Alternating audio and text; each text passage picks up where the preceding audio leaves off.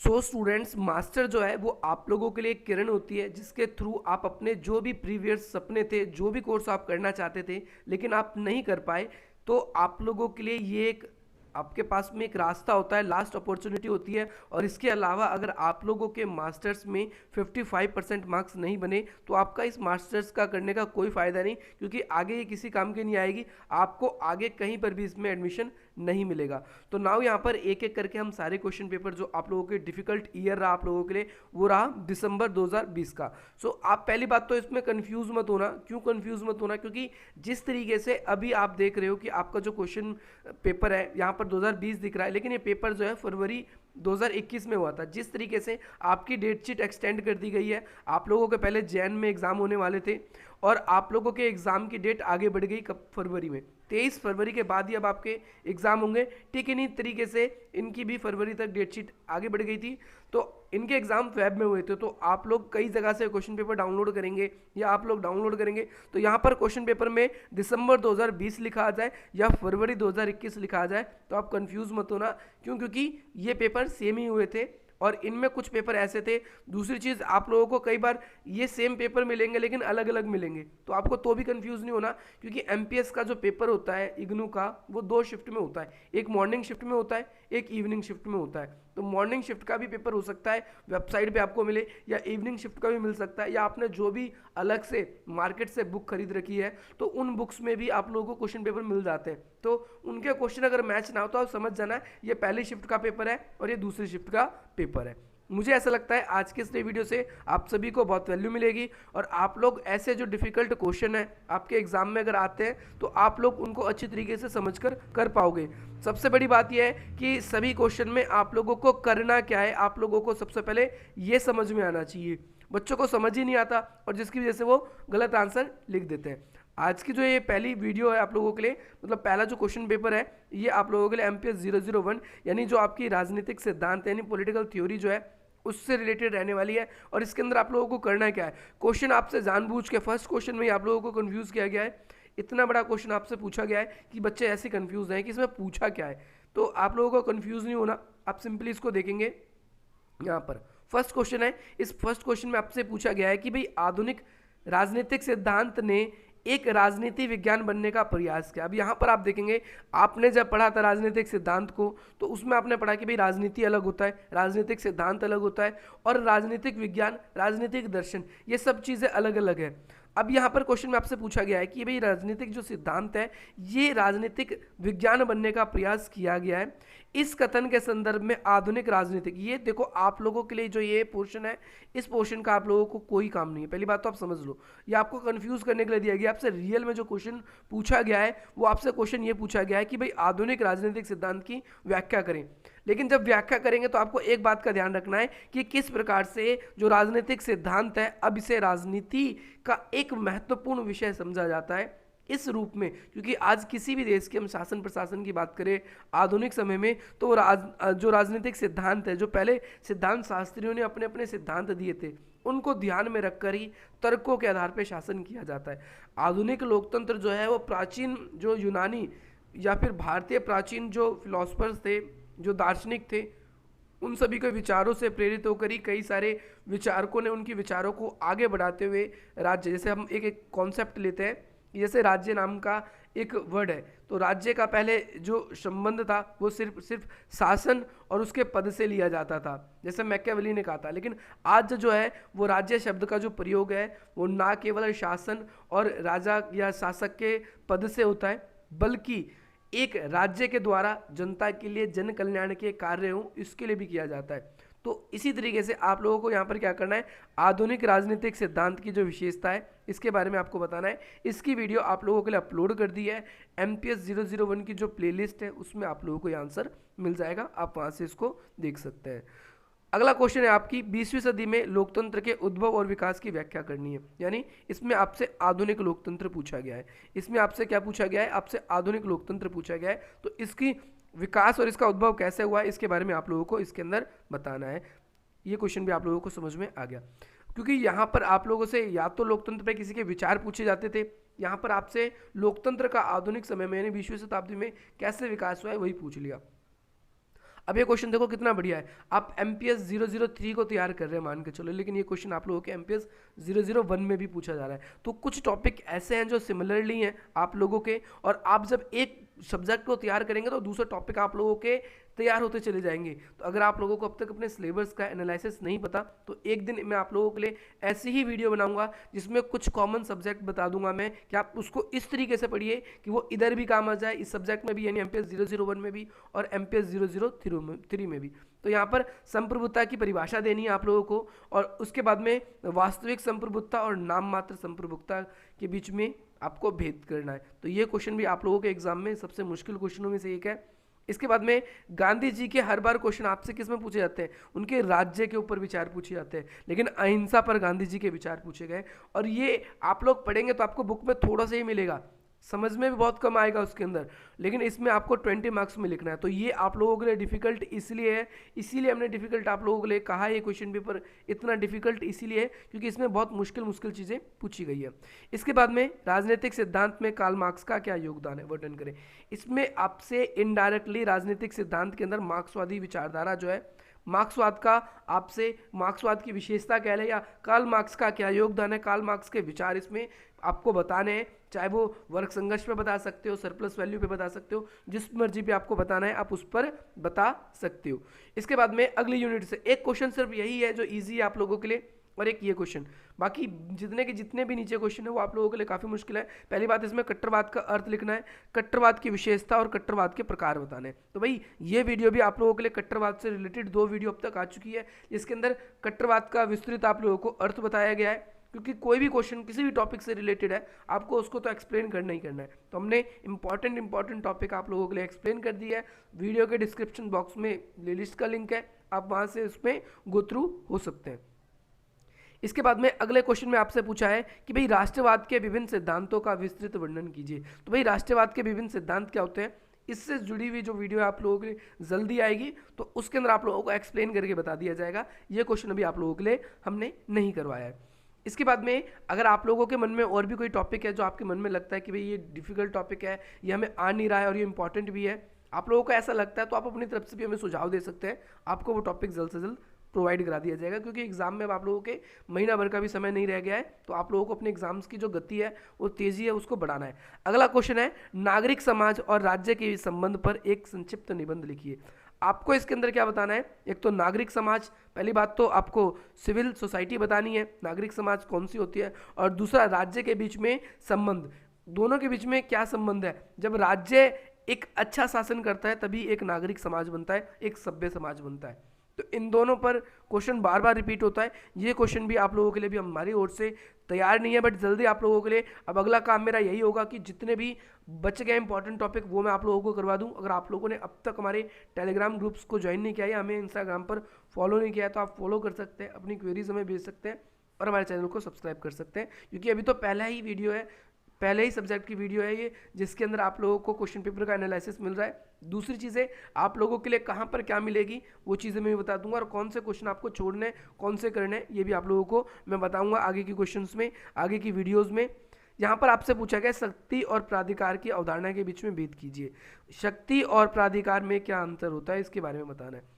और आप लोगों से सिंपली नेक्स्ट क्वेश्चन ये पूछा गया है, इसमें निम्नलिखित पर टिप्पणी करनी है। अधिकारों के कानूनी सिद्धांत, ये बहुत इंपॉर्टेंट टॉपिक है, इसको आप कर सकते हैं। ये लॉन्ग में भी पूछा जाता है और शॉर्ट में भी पूछा जाता है, बार बार रिपीटेड क्वेश्चन है, तो ये मुश्किल भी है, क्योंकि अधिकार का कानूनी सिद्धांत क्या है ये आप लोगों को समझ बहुत कम आता है, जल्दी मिलता भी नहीं स्टूडेंट में। और राजनीतिक हिंसा क्या है, इसके बढ़ावा देने वाले क्या कारण है, ये आपसे क्वेश्चन इस तरीके से बनता है। तो भाई ये था मुश्किल पेपर आप लोगों का MPS 001 का। अब हम बात करेंगे आपके सेकंड पेपर के MPS 002। स्टूडेंट्स, जैसा कि मैंने आपको वीडियो में स्टार्टिंग में कहा था, यहाँ पर MPS 002 है और यहाँ पर आप देखेंगे ये फरवरी 2021 लिखा है, तो आप समझ जाएंगे, कंफ्यूज नहीं होंगे कि ये पेपर वही है, लेकिन डेट शीट बदलने की वजह से यहाँ पर कुछ पेपर तो पहले के ही प्रिंट थे और कुछ नए पेपर प्रिंट हुए थे, तो वो इस तरीके से आप लोगों के लिए आए हैं। अब यहाँ पर आपसे अंतर्राष्ट्रीय संबंध में उदारवादी और नव उदारवादी जो विद्वान है उन दोनों में आपसे डिफ्रेंशिएट पूछा कि भाई उदारवाद कौन सी थ्योरी लेके चलता था और नव उदारवाद में उसमें क्या परिवर्तन किए। तो आप लोगों को पता होना चाहिए, उदारवादी जो है वो राज्य के एक बेहतर स्वरूप को देखते हैं, और नव उदारवाद क्या है, राज्य के अंदर जो राज्य है हमारा उसको अन्य संस्थाओं के साथ जोड़ के कहते हैं कि रहना चाहिए, इससे उसका विकास ज़्यादा बेहतर होगा। तो ये क्वेश्चन काफ़ी मुश्किल है और इसमें ज़्यादा आपकी बुक में बताया भी नहीं गया, तो ये क्वेश्चन आप लोगों के लिए काफ़ी मुश्किल है। अगर आप पास जाए तो इसका आंसर जल्द से जल्द नोट्स बना के तैयार करें। बाकी हमारी तरफ से आप लोगों के लिए जितनी भी वीडियोज़ है वो लगातार आती रहेगी, हम आप लोगों के लिए मदद करते रहेंगे। इसके बाद में देखो, ये आपने मेरे ख्याल से अगर क्लास में या फिर आप लोगों के ग्रेजुएशन में भी आपने क्वेश्चन पढ़ा होगा, मुझे ज़रूर लगता है इंटरनेशनल रिलेशन पढ़ा होगा तो आपने पढ़ा होगा, ये क्वेश्चन बार बार ही आता है पॉलिटिकल साइंस में। उपनिवेशवाद साम्राज्यवाद से कैसे भिन्न है, दोनों में उपनिवेशवाद की मार्क्सवादी विचारधारा पर उजागर कीजिए। तो ये क्वेश्चन बहुत ही ज़्यादा डिफिकल्ट है, आप इसको भी प्रिपेयर कर सकते हैं। अब स्टूडेंट्स पूछेंगे कि सर आप सिर्फ यही बोलोगे कि डिफिकल्ट क्वेश्चन है या इसके हमें आंसर्स भी मिलेंगे, तो आंसर्स भी मिलेंगे आप लोगों को। लेकिन मैं आप लोगों को आज की इस वीडियो में पहले इन क्वेश्चनों को दिखा रहा हूँ कि आप लोगों के एग्जाम में ये क्वेश्चन आते हैं इस तरीके से। अगर आप इस तरीके से एग्जाम्स की तैयारी नहीं कर रहे हैं तो आप इस तरीके से एग्जाम्स की तैयारी करना शुरू कर दें। अगला है, भूमंडलीकरण के दौर में सतत विकास और पर्यावरण पर समालोचनात्मक वर्णन करें। तो आप ये तो कर दोगे, भूमंडलीकरण के कारण पर्यावरण पे जो नकारात्मक प्रभाव पड़े हैं इसके बारे में आप तो बता दोगे आसानी से। शीत युद्ध के उपरांत, देखिए क्वेश्चन कितना बढ़िया है, आर्थिक समूह के गठन पे संक्षिप्त व्याख्या करिए। आपसे इनडायरेक्टली शीत युद्ध के बाद जो आर्थिक संगठन बने, जैसे EU बना है, EU के बाद में आप लोगों को पता है आपके एपेक है, ठीक है। तो ऐसे संगठन के बारे में आप लोगों को बताना है। इसके बाद में नई विश्व व्यवस्था से विभिन्न विशेषताओं पे संक्षिप्त टिप्पणी कीजिए। नई विश्व व्यवस्था की आपको इसमें संक्षिप्त टिप्पणी करनी है। नई विश्व व्यवस्था आप लोगों को पता होनी चाहिए कि क्या है। ये एम्यूल वॉलस्टीन के जो विचार हैं आपसे वो पूछे गए। तो भाई आप लोग क्वेश्चन का लेवल देखिए, आप किसी क्वेश्चन कैसे किस तरीके से घुमा घुमा के आपसे पूछा जा रहा है। नई विश्व व्यवस्था, ये आपसे ध्यान रखना है। एम्यूल वॉलस्टीन के जो सिद्धांत है, आपके निर्भरता का सिद्धांत वाली जो आपके यूनिट है उसमें से आपसे क्वेश्चन पूछा गया है। इसके बाद में अंतर्राष्ट्रीय संबंधों में विज्ञान और तकनीकों की क्या भूमिका है, समझाइए। इसके अंदर आप लोगों को बताना है कि भाई अंतर्राष्ट्रीय संबंध में विज्ञान और तकनीकों की क्या भूमिका है, इसके बारे में बताइए।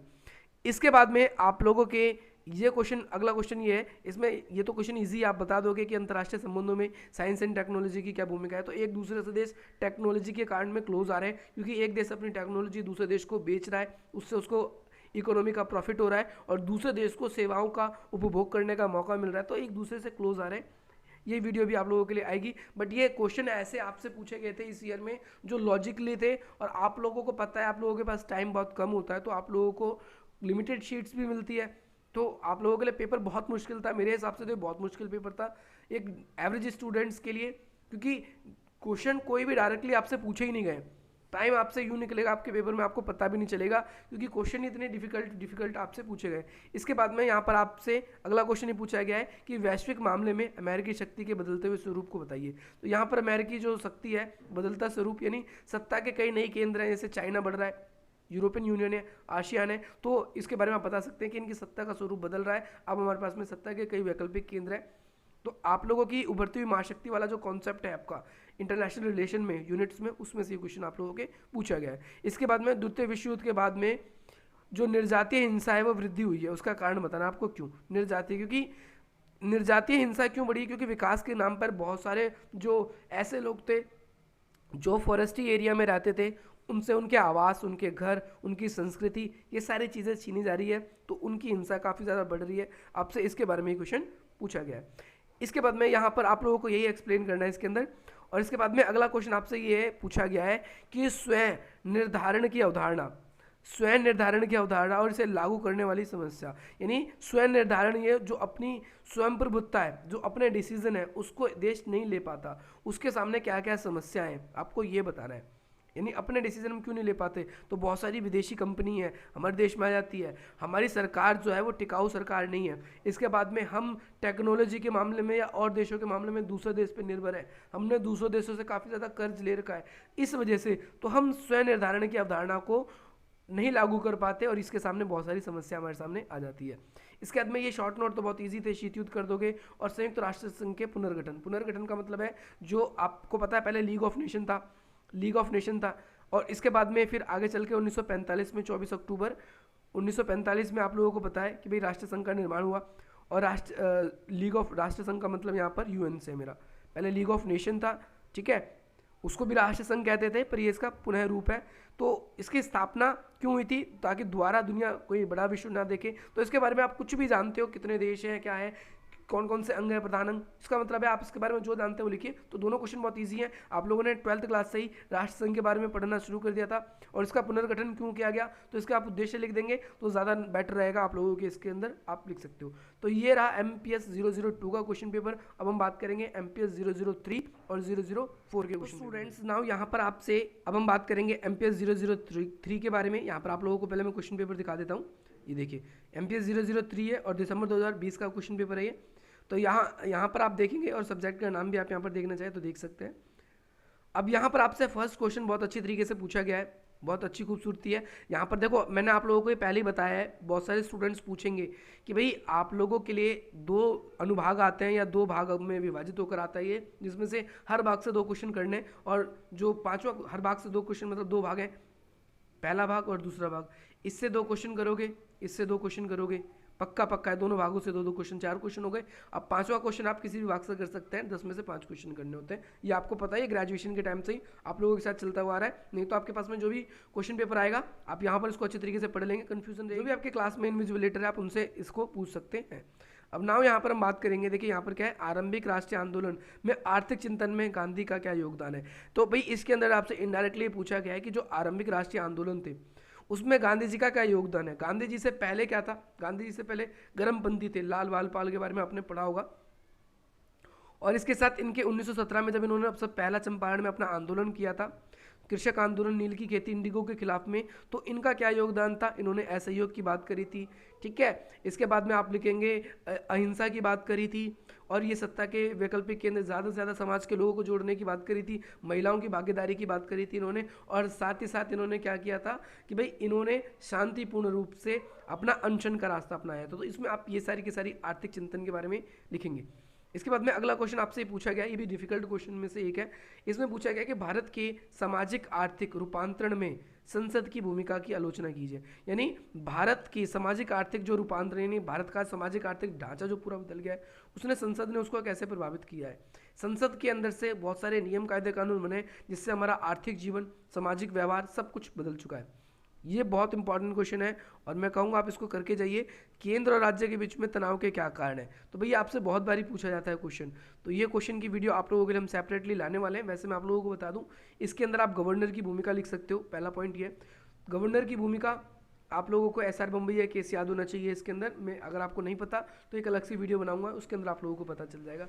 दूसरी चीज़ अगर हम बात करें तो राज्य के जो भू क्षेत्र है उसको सीमित करना या उसका नाम बदलना, उसको लेकर भी कई बार होता है। कई बार केंद्र सरकार की पॉलिसीज़ जो होती है उसके कारण राज्य के अंदर कई सारे तनाव आ जाते हैं। तो राज्य और केंद्र के बीच में तनाव के कई कारण हैं। डैम बनना, बहुत सारी चीज़ें ऐसी हैंगी, या फिर आप लोगों के सामने बहुत सारे आपको केंद्र सरकार और राज्य सरकार के बीच के केस भी हो जाएंगे। तो हम उसको आपको जब कम्प्लीटली SR बम्बई केस पढ़ाएंगे तो उसके अंदर भी आपको बताएंगे। इसके बाद में उदारीकरण और अर्थशास्त्र सशक्तिकरण में राजनीति के उभरते हुए विरोधाभास की चर्चा करनी है। यानी आज आपको बताना है कि भाई एक तो उदारीकरण के, अर्थशास्त्र और सशक्तिकरण की राजनीति के मध्य उभरते हुए विरोधाभास। ये क्वेश्चन देखो, क्वेश्चन कितना खतरनाक क्वेश्चन है। अब कोई बच्चा सोचेगा इसके अंदर किसके बारे में पूछा गया है, विरोधाभास। बस एक चीज़ समझ में आ रही है, ऐसा नहीं है कि जो आर्थिक रूप से लिबरल सोच रखते हैं, जो राजनीति के अंदर ये बात कहते हैं सरकार के ऊपर कम से कम प्रतिबंध, सरकार को ज़्यादा से ज़्यादा राइट होने चाहिए, ठीक है, व्यक्ति को अधिक से अधिक स्वतंत्रता मिलनी चाहिए, सरकार भी अपना काम अधिक से अधिक समय पर बिना किसी प्रतिबंध के सरकार भी करे, व्यक्ति भी करे। तो इसने हमारी राजनीति को कैसे सशक्त किया है, इसके विरोधाभास बताने, यानी इसकी आलोचना करनी है आपको। तो इस क्वेश्चन से मैं कहूँगा आप बचें, इस क्वेश्चन को मत करिए। आप ये क्वेश्चन अटेंड कर लिए इस यूनिट से, और ऊपर आप लोगों को बताया गया था। इसके बाद में अगला क्वेश्चन आपसे ये पूछा गया है, जाति वर्ग के संबंध में, यानी उन दोनों के बीच में राजनीतिक प्रक्रिया पर प्रभाव डालिए। यानी जाति और वर्ग किस प्रकार से राजनीतिक प्रक्रिया में अपना प्रभाव डालते हैं, तो इलेक्शन के अंदर कैसे प्रभाव होता है, आप सब इसको अच्छी तरीके से समझते हैं और इसको आसानी से लिख भी सकते हैं। इसके बाद में नेक्स्ट क्वेश्चन आपसे ये पूछा गया है अगली यूनिट से, क्वेश्चन नंबर 6 में, कि भाई भारत के राष्ट्र निर्माण के समक्ष निर्जाति चुनौती पर एक निबंध लिखना है कि भारत में कैसे निर्जाति एक चुनौती थी राष्ट्र निर्माण के लिए। तो राष्ट्र निर्माण की चुनौती में आप डाल देंगे कि बहुत सारे ऐसे प्रदेश थे जो अपने कबीलाई समाज में रहना चाहते थे, वो अंग्रेजी हुकूमत के या फिर जो भारतीय लोकतंत्र है उसमें नहीं आना चाहते थे। आज भी बहुत सारे समुदाय के ऐसे लोग थे जो लोकतंत्र का विरोध करते हैं और उनका कहना है कि हमारा जो प्राचीन शासन था, कबीलाई शासन, वो बेहतर था। तो इन्होंने कैसे चुनौती दी इसके बारे में आपको बताना है। इसके बाद में अगला क्वेश्चन पूछा गया आपसे, भारत में अति शहरीकरण के क्या कारण है। तो भारत में अति शहरीकरण के क्या कारण है, हम इसे कैसे कम कर सकते हैं। यानी भारत में जो शहरों की संख्या जो बहुत ज़्यादा बढ़ रही है और शहरों की वजह से जो ग्रीनरी है वो घट रही है, तो उसको कैसे कम किया जा सकता है। ये लॉजिकल क्वेश्चन है, आप लोग ऐसे ही दे सकते हैं इसका उत्तर। अगला क्वेश्चन है आपसे, राजनीतिक प्रक्रिया में महिलाओं की भूमिका और न्याय अवधारणा के अंतर संबंध बताना है। तो भाई आपसे इसमें 73वां और 74वां संविधान संशोधन के बारे में आप इसमें जिक्र कर सकते हो। महिलाओं की भूमिका अगर हम कहें तो नाम मात्र है, कहने के लिए है। महिलाओं के लिए आज 73वां और 74वां संविधान संशोधन के तहत ग्राम पंचायतों में वोट देने का अधिकार तो मिल गया है, चुनाव में खड़े होने का अधिकार तो मिल गया, वोट देने का अधिकार तो पहले से ही था। लेकिन अगर हम बात करें महिलाओं को चुनाव के अंदर क्या भागीदारी है, तो भाई वो एक रूप से प्रत्यक्ष प्रत्याशी रूप से उम्मीदवार के रूप से खड़ी भी हो जाती है, परंतु उनकी कोई भूमिका नहीं है। आज भी सरपंच उनके जो घर के पुरुष हैं, है ना, या जो घर के बुजुर्ग है, वही शासन प्रबंधन सब कुछ देखते हैं, वही सरपंच की कुर्सी पे भी बैठते हैं, महिलाएं नाम मात्र की होती है। तो इनके संबंध बताने, न्याय के मामले में महिलाओं के साथ आज भी बहुत ही ज़्यादा भेदभावपूर्ण व्यवहार होता है, ये मुझे बोलने वाली बात नहीं है, ये आप इस क्वेश्चन का आंसर अच्छे तरीके से लिख सकते हैं। इसके बाद में ग्रामीण निर्धनता और ग्रामीण धनी आंदोलन के मध्य विभेद कीजिए। ग्रामीण निर्धनता बेरोजगारी से है और ग्रामीण धनी का मतलब है जो ग्रामीण के जो संसाधन है उनको सुरक्षित करने की बात हो रही है। आप ये मत सोचना गांव के जो धनी है, ग्राम के जो संसाधन है उनकी सुरक्षितता की बात हो रही है, और ग्रामीण निर्धनता का मतलब है गांव के जो संसाधन है वो खत्म हो रहे हैं, इनके लिए रोजगार की नई अपॉर्चुनिटी, उनके संसाधनों को सुरक्षित रख के किया जाए। ठोस लोकतंत्र जो है ये आपको मैंने बताया है आधुनिक लोकतंत्र है। भारत में कि इसकी क्या स्थिति है ठोस लोकतंत्र पे बताना है, तो आप लोग कह सकते हैं कि भाई 1975 के बाद में भारत में लोकतंत्र अपने अपने चरम पे रहा है। हालांकि कई बार गठबंधन की सरकार बनी है जो कार्यकाल पूरा करने से पहले भी गिर चुकी है, परंतु पाकिस्तान, अफगानिस्तान, म्यांमार या फिर बांग्लादेश ऐसे देशों की तरह यहाँ पर कोई सैनिक तंत्र या कोई तानाशाह नहीं हुआ, जिसकी वजह से हम ये कह सके कि भारत में लोकतंत्र की जड़ें कमज़ोर है। तो आपको इन सब चीज़ों के बारे में इसके अंदर एक्सप्लेन करना है। तो ये क्वेश्चन आप लोगों का क्वेश्चन पेपर रहा MPS 003 का। अब हम बात करेंगे MPS 004 के बारे में। स्टूडेंट्स अब हम आ चुके हैं अपने अगले क्वेश्चन पेपर पर, जो कि MPS 004 का है, और ये आप लोगों के MA के, आपको कंफ्यूज नहीं होना फिर से, दिसंबर 2020 और फरवरी 2021 में। तो नाउ यहाँ पर आप लोग देखिए सबसे पहले इस क्वेश्चन पेपर्स को, इसमें आपसे पूछा क्या गया है। तो ये तुलनात्मक वाली यानी कंपैरेटिव जो आपका बुक था उससे आपसे आपका ये क्वेश्चन पेपर है, और वो सबसे ज़्यादा मोटी किताब है, सबसे ज़्यादा हैवी बुक है आप लोगों के लिए, और सबसे ज़्यादा मुश्किल भी है, क्योंकि बहुत सारे लोगों को कंपैरेटिव की चीज़ें समझ नहीं आती। तो आपको कन्फ्यूज़ बिल्कुल भी नहीं होना, क्योंकि MPS जो 001 में आपने पढ़ा है उसके बहुत सारे टॉपिक इसमें आप लोगों को मिलेंगे, तो आप उसको तैयार कीजिए, ये भी आप लोगों का हो जाएगा। तो आपको तुलनात्मक विधि के बारे में, तुलनात्मक राजनीति के बारे में जो स्टार्टिंग के कॉन्सेप्ट हैं 3 यूनिट के, वो तो बिल्कुल आने चाहिए। फर्स्ट और सेकंड क्वेश्चन आप लोगों के, या फर्स्ट या फिफ्थ क्वेश्चन आपके उसी से बनेगा, बाकी चीज़ें आप लोगों के आगे से बनेगी, लेकिन यहाँ पर आप लोगों को वो आना चाहिए। नाउ यहाँ पर आपसे अगला क्वेश्चन आप लोगों के लिए यहाँ पूछा गया है, आपके लिए मैं आप लोगों को कहूँगा कि इस पेपर की अच्छे से तैयारी करिए, क्योंकि अगर आप लोगों को ये सब्जेक्ट समझ नहीं आता तो आप इसमें फेल भी हो सकते हैं। बहुत सारे स्टूडेंट्स की इसमें बैक आती है। तो यहाँ पर आपसे पूछा गया है, अगर हम बात करें संरचनात्मक कार्य, जो कार्यात्मक, इस क्वेश्चन में आपसे पूछा गया है जो स्ट्रक्चरल आधार पर जो हमारी संरचनाएं, जो हमारी संस्थाएं, वो किस तरीके से काम करती है, इसका आलोचना करना है आप लोगों को। और इसमें बेसिकली एक विचारक है जिनका नाम है आमंड।